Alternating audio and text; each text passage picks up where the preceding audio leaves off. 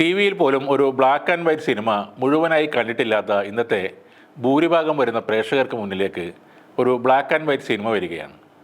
ഏറ്റവും അവസാനം ഇറങ്ങിയ ബ്ലാക്ക് ആൻഡ് വൈറ്റ് സിനിമ 1984 എൻ്റെ ഗ്രാമം ആണെന്ന് തോന്നുന്നു. വേറെയും രണ്ട് ചിത്രങ്ങൾ പലരും പറയുന്നുണ്ടെങ്കിലും തിയേറ്ററിൽ എത്തിയോ എന്ന കാര്യത്തിൽ ഉറപ്പില്ല. അങ്ങനെ നോക്കിയാൽ 40 വർഷത്തിന് ശേഷം, അതും മലയാളത്തിൻ്റെ മെഗാസ്റ്റാർ അഭിനയിക്കുന്ന ഒരു സിനിമ ബ്ലാക്ക് ആൻഡ് വൈറ്റായി എത്തുകയാണ്.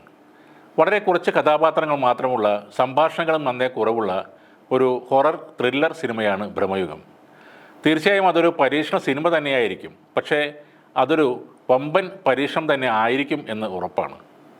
റോഷാക്ക് എന്ന സിനിമയിലെ ദുരൂഹതയും, നൻപകൽ നേരത്ത് മയക്കത്തിലെ വിസ്മയവും, കാതൽ എന്ന സിനിമയിലെ അത്യുഗ്രൻ ക്ലൈമാക്സും സമ്മാനിച്ച തിരശ്ശീലയിൽ തൻ്റെ 70കളിലെ യൗവനവും വസന്തവും ഇപ്പോൾ ആഘോഷിക്കുന്ന മമ്മൂട്ടിയിൽ നിന്നും നാം ഏറെ പ്രതീക്ഷിക്കുന്നു എന്നതാണ് സത്യം. തിയേറ്റർ കുലുക്കാനായി വന്ന് പ്രേക്ഷകരെ ഉറക്കത്തിലേക്ക് തള്ളിവിട്ട സിനിമകളിൽ നിന്നും വ്യത്യസ്തമായി അവരുടെ ഉറക്കം കെടുത്തുന്ന, ഭീതി വളർത്തുന്ന താന്ത്രിക മാന്ത്രിക വിദ്യകളുടെ പൂരക്കാഴ്ചയാകും ഭ്രമയുഗം എന്ന് കരുതാം. റെഡ് റെയിൻ, ഭൂതകാലം തുടങ്ങിയ സിനിമകളിലൂടെ ശ്രദ്ധേയനായ രാഹുൽ സദാശിവനാണ് ഈ ചിത്രം സംവിധാനം ചെയ്യുന്നത്. ഫെബ്രുവരി 15 തിയേറ്ററിലെത്തുന്ന ചിത്രത്തിൻ്റെ പുതിയ പോസ്റ്റർ കഴിഞ്ഞ ദിവസം പുറത്തു വന്നിട്ടുണ്ട്.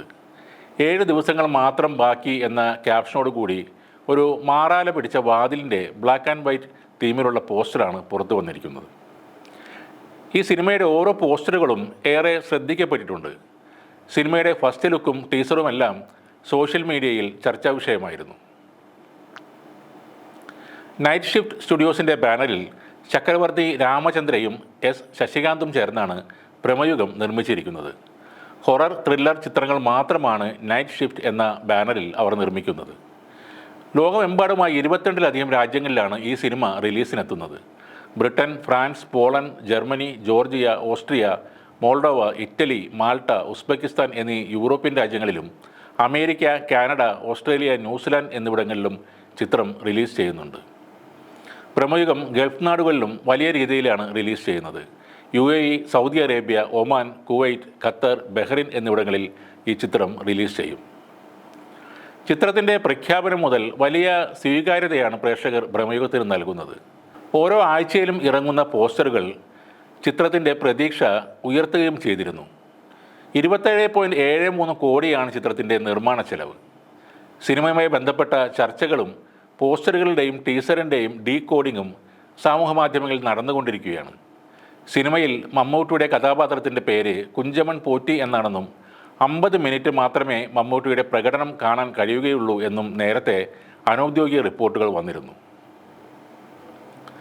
എന്തായാലും 20-ൽ-അധികം രാജ്യങ്ങളിൽ ഭ്രമയുഗത്തിൻ്റെ മായക്കാഴ്ചകളുമായി അയാൾ പേടിപ്പിക്കാനെത്തുകയാണ്.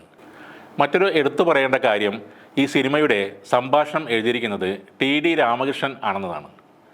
ഫ്രാൻസിസ് ഇട്ടിക്കോര എന്ന പുസ്തകത്തിലൂടെ സാഹിത്യലോകത്ത് പുത്തൻ മാനങ്ങൾ തുറന്നിട്ട അദ്ദേഹം പിന്നീട് എഴുതിയ സുഗന്ധി എന്ന ആണ്ടാൾ ദേവനായികയിലൂടെ ഒട്ടേറെ അവാർഡുകളും നേടിയെടുത്തു. Kerala Sahitya Akademi award, Malayattoor award, Vayalar award എല്ലാം ലഭിച്ച നോവലാണ് സുഗന്ധി എന്ന ആണ്ടാൾ ദേവനായികി. ഭ്രമയുഗം പോലൊരു പഴയ കാലഘട്ടത്തിൻ്റെ കഥ പറയുമ്പോൾ അതിലെ വിഭ്രമജനകമായ സംഭാഷണങ്ങൾ രചിക്കാൻ ഇതിലും മികച്ച ഒരാൾ വേറെയില്ല എന്ന് തന്നെ പറയാം.